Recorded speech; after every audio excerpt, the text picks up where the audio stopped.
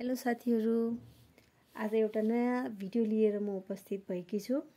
आजको भिडियोमा हामी एसी लकको बारेमा केही जानकारी लिने छौं।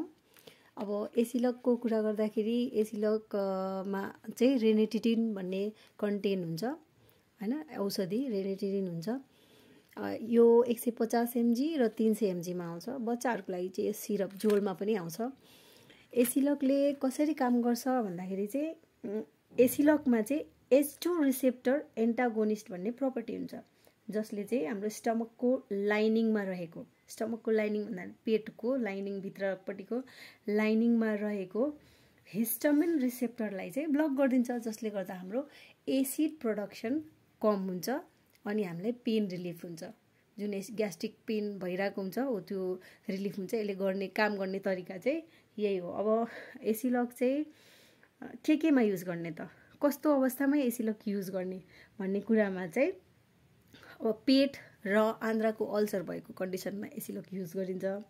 अर्को हार्टबर्न, एकदमै ज्यादा ग्यास्ट्रिक पेन भएर हार्टबर्न, छाती पोलेको जस्तो फिल हुन्छ, त्यस्तोमा युज हुन्छ। इन्डाइजेसन, खाना अपच भएको कन्डिसनमा पनि एसी लक युज गरिन्छ। जीआई रिफ्लक्स भनेको चाहिँ ग्यास्ट्रो एसोफेजियल रिफ्लक्स भनिन्छ। खाना चाहिँ फेरि रिटर्न आउने जुन हुन्छ नि, अमिलो पानी मुखमा आउने हो, त्यसलाई चाहिँ ग्यास्ट्रो एसोफेजियल रिफ्लक्स भनिन्छ हो। त्यसमा पनि एसी लक युज गरिन्छ। अब युज कहाँ गर्ने भन्ने त बुझ्यो। अब यसमा एसी लक युज गर्दाखेरि चाहिँ प्रिकसनहरु पनि केही अपनाउनु पर्छ। जस्तो कि अब प्रेग्नेन्ट लेडी छ भने, दूध खुवाइरहेको महिलाहरू हुनुहुन्छ भने उहाँहरूले चाहिँ डाक्टरको सल्लाह अनुसार युज गर्नुहोस् है।